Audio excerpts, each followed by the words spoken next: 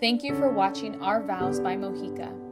These episodes offer realistic tips and stories that will help keep our marriages strong. Here, we interview couples who have been married for 20 plus years, who show us what it means to them to keep their marital vows.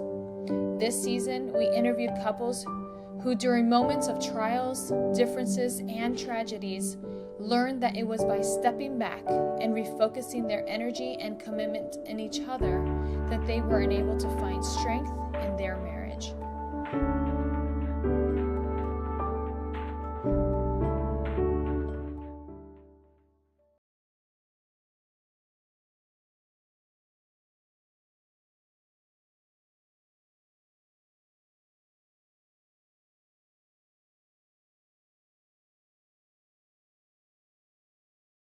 Okay. Well, I grew up right here in Kansas City, Missouri, just up the street, 48th Street, and I was born and raised Kansas City. I have five brothers and sisters, or 4 brothers and 2 sisters. Yeah, 3 brothers. 3 brothers, 2 sisters. Yeah, 1 brother has died, but I grew up here. I was the first graduating class at Winnetonka High School, and so we did a split schedule way back in the day with Oak Park High School, and but I like to get outside and ride a bike and all that kind of stuff, and as a kid, that's what I did. I didn't really hang with a bunch of people or do anything like that. So, good family, but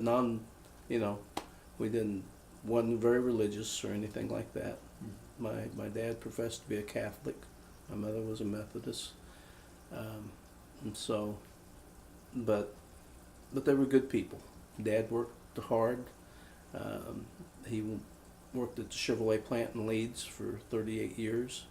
His parents came from Belgium, and so I got a lot of Belgium in me. He didn't speak any English until he started school, and he only went to 6th grade. And so then my mother, she grew up here, Randolph.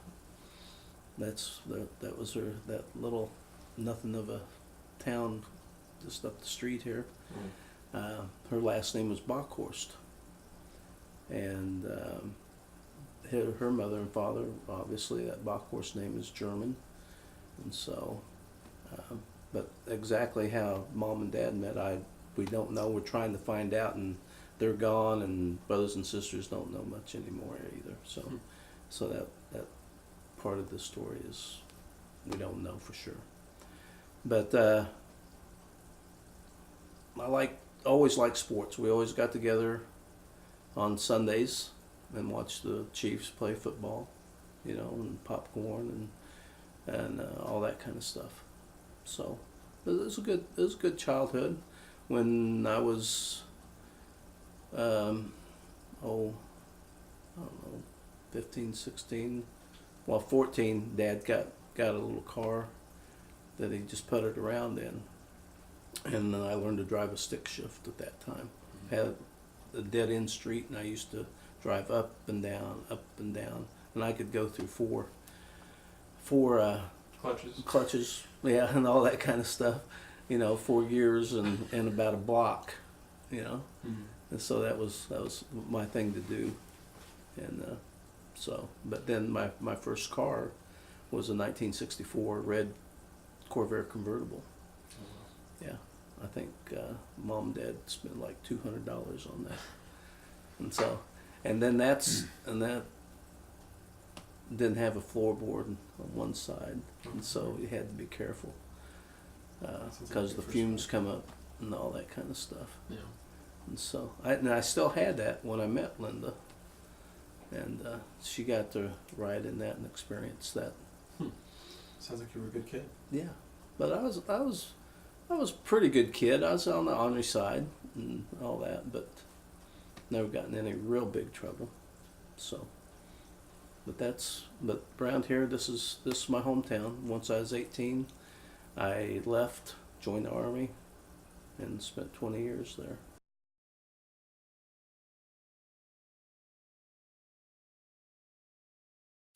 What kind of things was I into? Ugh. Before I met David, I went to school in Kearney. I lived in Kearney. I was not into sports, but Still not. I liked music a lot, so I was in different choruses and choirs, and that's where I spent a lot of time and hung out with music people. So, yeah, that's what I like to do. I always like to read. I spent tons of time reading, so And still do. does. Nice. Still do. That's her passion. Wait, what? Let's hear your side of the story first. Yeah. Well, it's pretty much the same, I think. Through my sister, I was actually dating one of her best friends at the time.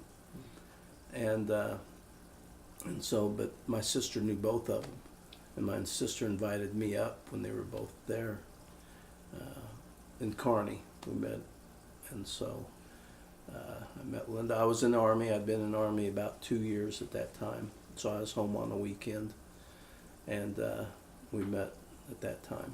And she didn't really care for me too much because I indulged in alcoholic beverages and I wasn't quite right the first time we met. So if you So can you had a good imagine first that, impression. my first impression was not very, very good. But anyway. That wasn't exactly when we met. We met before that. And then when you Oh, came back, that's true. That when is you true. came back on leave, then Yeah. his sister invited me over that evening for Yeah. pizza, and it went a little better that time. Yeah. Good. Yeah. So What had happened though, backing up and thinking about that, this friend of hers that I was dating had kind of said, I don't want any more to do with you. So I was throwing a little pity party, and I was over talking to Linda about that. And what can I do, to make things better and so forth. So that was the first time kind of that Yeah. we met.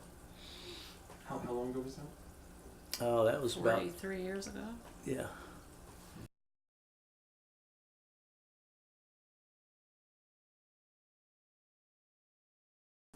Go ahead. Let me think about it while you're talking.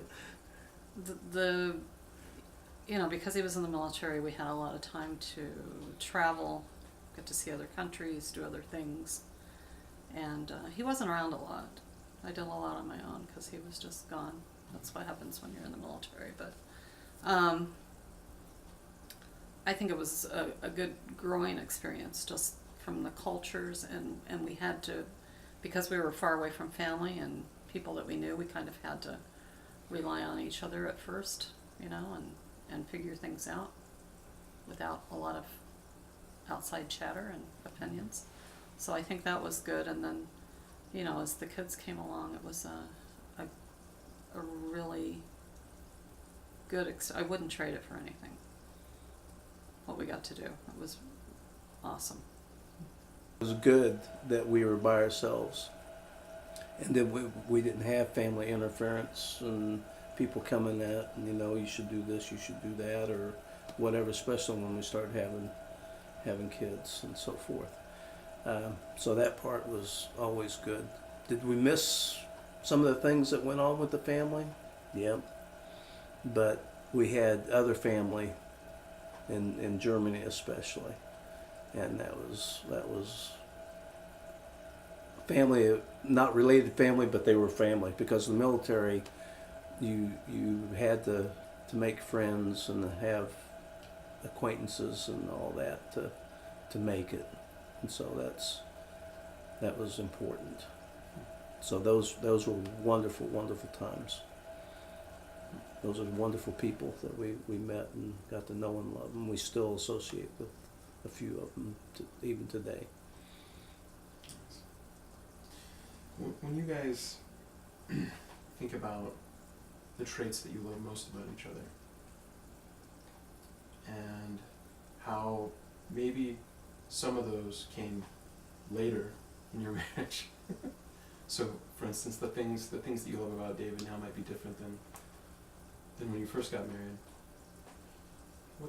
Let's talk about that a little bit.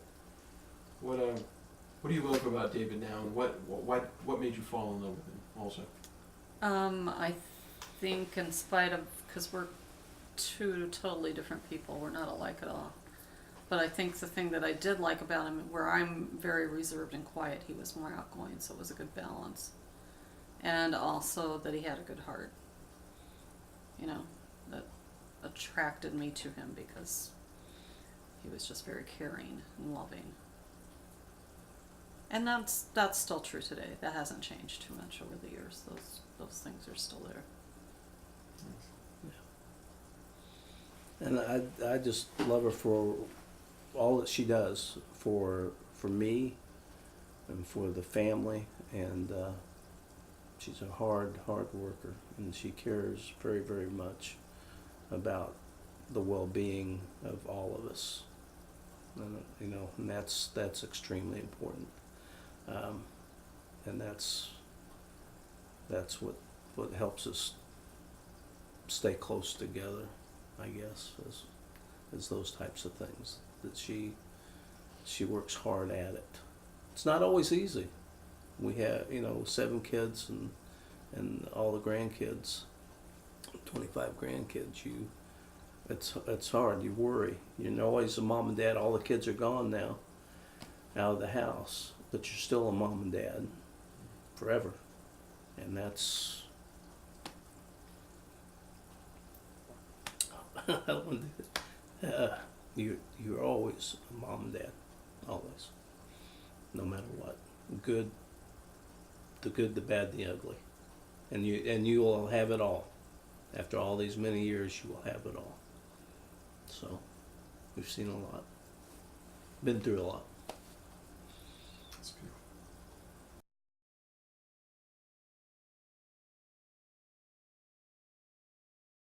Well, first of all, I did not want to have a church wedding. I said, let's go to the courthouse and have a justice of the peace and be done with it. I'm good. And she pretty much agreed. However, I'll let you take it from there. My mother wasn't happy about it. She wanted us to be married in a church. So we compromised and we were married at my house, my parents' house. So that was our compromise on that issue. Yeah. But it was cold. It was. Well, it's February 1st, yeah, 1975. It was interesting. We wanted to just keep it small and intimate. We just had family and That was a couple it. friends. And Ended up having a preacher. mm-hmm. We did have that. Yep. Her mother's. And I was just anxious to get out of the house. My family's not very close, so I was ready to go. So. And I was ready to be married. I wanted to be married. He did. He did. So that was something we always now we can back up a little bit, and I guess you can ask. Go ahead. And we had met in November of '74. December of '74. We had met in that summer in June or July. Yeah, but that was Just that that was one a time. fleeting, and I asked her if I could write to her, from Which where she I says was. he did, but I never got the letter, so I don't know what happened. She gave me the wrong address or No, I something. but anyway, so we actually started dating in December of '74, and we were married in February of '75. So about 6 weeks later. So there wasn't much courting, and I won't go into a whole lot here, but she actually asked me to marry her. That is not true, but That's. Oh, I was getting ready to go to Panama. I was being assigned to Panama, and she said, "Well, you don't have to go alone." no, you were having another pity party. Oh, woe is me. I said, And she said, I and said, she you don't said, have to figure all that stuff out by yourself. and I said, "Well, you're asking me to marry, to get married." Yeah, And so that's what he said. that's a true story. Roughly translated, yes. So, Love it. and so 6 weeks later, we were married. We got it all together, and then 2 weeks after that, I was gone, and then she came down to Panama. 6 weeks after Six that. 6 weeks after that, and so that started. So, so that's how that came. That from time we met each other to getting married, it was very short, a very short time frame.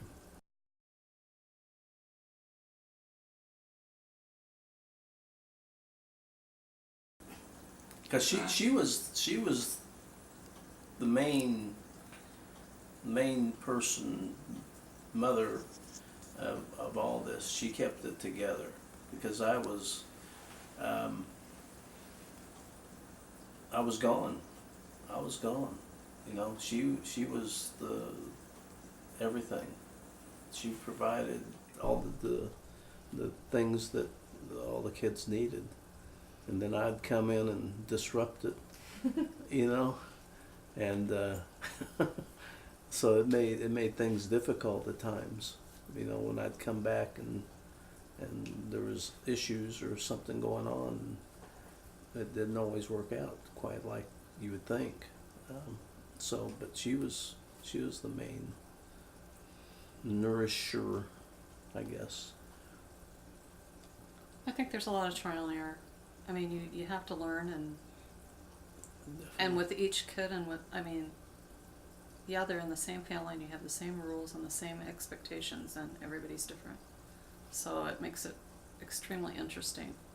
2 things are a lifesaver. You have a set bedtime and you stick with it. I don't care if you're 2 or 20.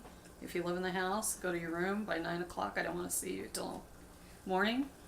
You had to have structure. You got to have structure. You got to have structure. That's We the did, only way. and that's And just trying to make sure. Honestly, when they were younger, we didn't have a lot of time for our marriage. But as they got older, then we could leave them and spend a little more time on those things. So it's a give and take. There's a time and a season. And when they were little and he was gone a lot, no, we didn't spend a lot of time together. But as they got older, that got a lot easier. when they had the built-in babysitters. Mm-hmm. That helped. That was huge. But you always still, when you were gone, you always worried, was things going to be okay? But yeah, the house going to still be standing when you got back. So we just had to keep working on it, and it's different. it's a all the process. It's a process, and it's a different thing. Each kid was different. It was always different. Like she said, the personalities. They're all different. They're way different today than they were, obviously. And it's fun to watch them as parents now, because we wouldn't do the things that they did. They do it a little bit differently. That they do. So.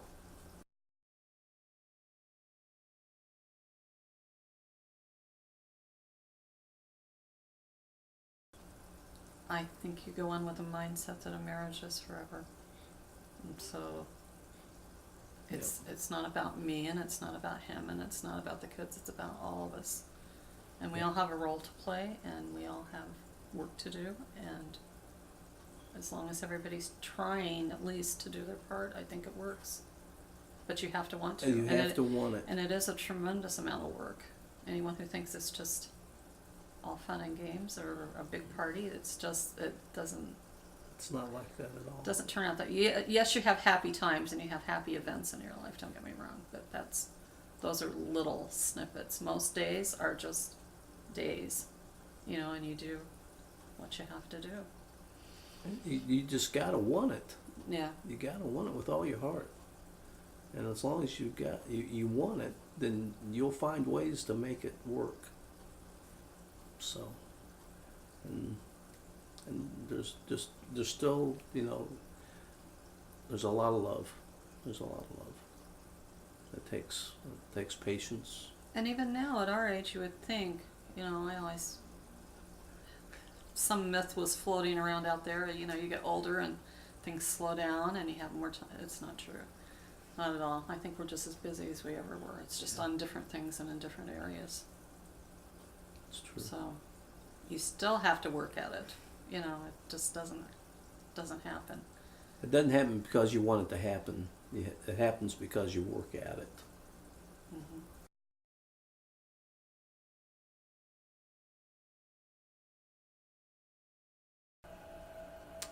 For me, it's ongoing. I don't. You think you have it figured out some days, and then something comes up and it's not exactly what you thought it was, and so it's ever evolving. That's the way I see it anyway. You're always working at it. So. And I think as long as you're alive, you keep learning. Your situations change, the dynamics in your marriage change. You get older, you have health problems, you have kids that have problems, and so there's always an opportunity to keep improving. You get to a point where you're comfortable with each other, but I don't think you ever know everything that you need to know. I think that's a part of it. I don't know if anybody ever really figures it out. 100%. I don't. I think you have days and moments. Well, yeah, I think but that, I don't think across the board. There's a magic thing that happens that says, "Oh, I've got this figured out." I don't think that. I think about the time you think that, I think you're going to get slapped upside the head. That's Watch out. Yeah. So that's the way I think of it anyway.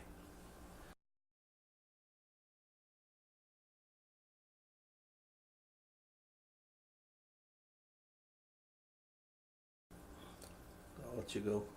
Then I'll see if it's right or not. It's kind of a tough one. Yeah, and I think again it's that back to that work principle that you become part of that person and they become part of you, literally and in every sense of the word, and you have to want to take care of them and honor them just like you want them to do that for you. It's a give and take, and I don't think you give 50%. I think you have to give closer to 100. Absolutely. And it's 100. And just keep at it. There are times you will be frustrated, and there might be times that you're tempted to give up. But when you look at the big picture, you really, I don't think most of us deep down want to do anything to jeopardize one another or our families. And that makes it all worthwhile, where you want to keep trying, even when times get tough. Yeah, there's been times when things did get tough. They have, and they will. The longer you're married, and I hear people talk. We've never had an argument or had a disagreement, and I'll say okay, but I take that, and that's hard for me to comprehend, because you're two different individuals and you're two different personalities, and I don't think you always will agree on everything. And so I think there's probably been some issues along the way, possibly, that you may have had a little spat here or there, or even bigger ones. But I think another big part of that, you learn to compromise.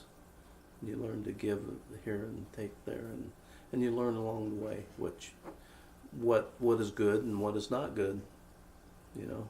And so again, we work. I guess that's one of your favorite words anyway for everybody and everything is work. Go to work. You go to work. When things get tough, you get down on your knees, you pray, then you get up and you go to work. I've heard that said by some individuals over the years. And so I think that's important when times get tough.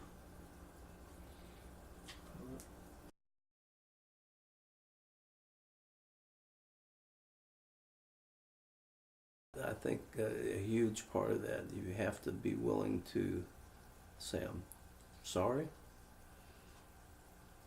I messed up, and you have to have some forgiveness,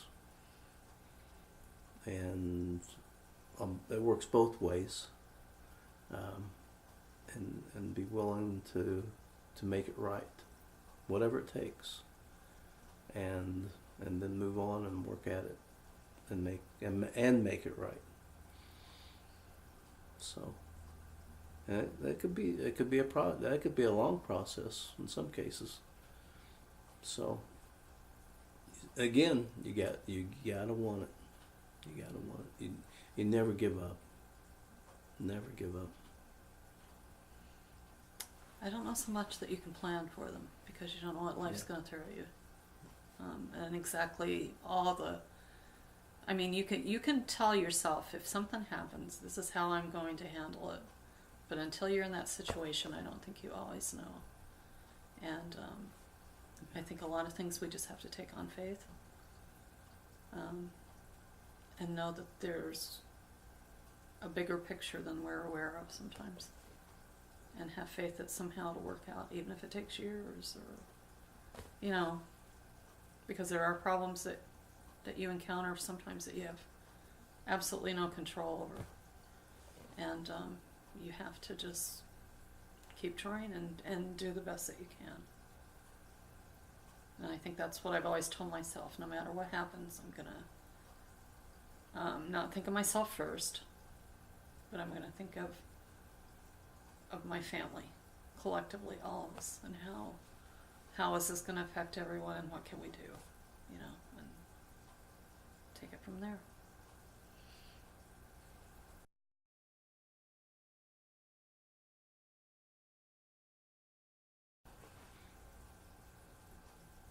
I think it's a lot of give and take. Sometimes you have to realize you're not always going to get your way, and you have to be willing to say, okay, today's my day, you know, and we're going to do this and this and this, but be willing to let the other person do the same thing.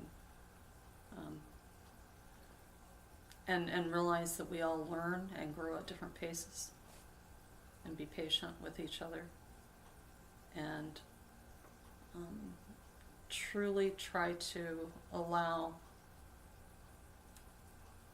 each other and encourage each other to use their talents and abilities the best that they can. Ditto. No.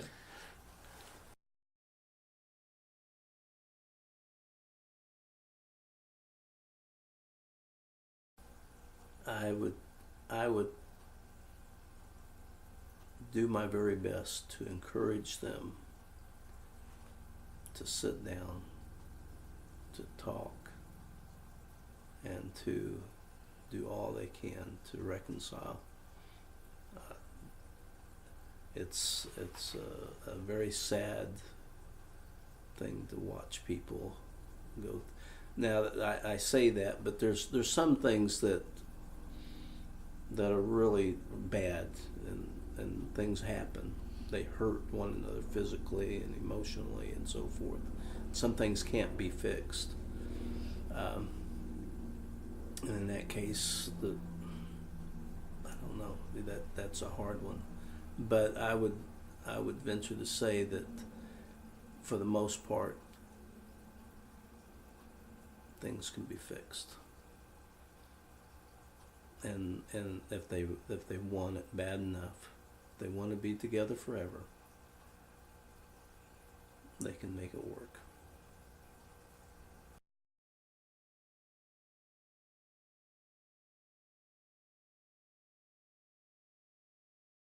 Good luck.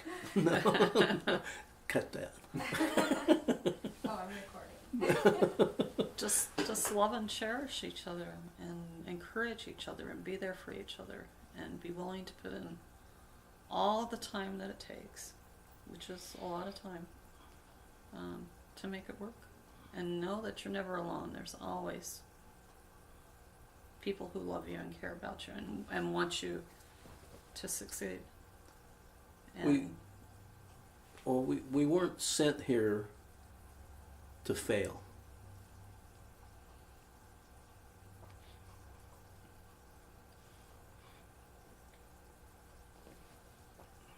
We are all sent here to this wonderful earth to succeed and to be good people and to be a good husband, a good wife, a good father, a good husband.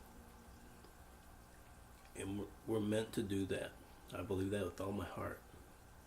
And so, to those who are just now going into a marriage, do the very best each and every day. To be kind, to be loving.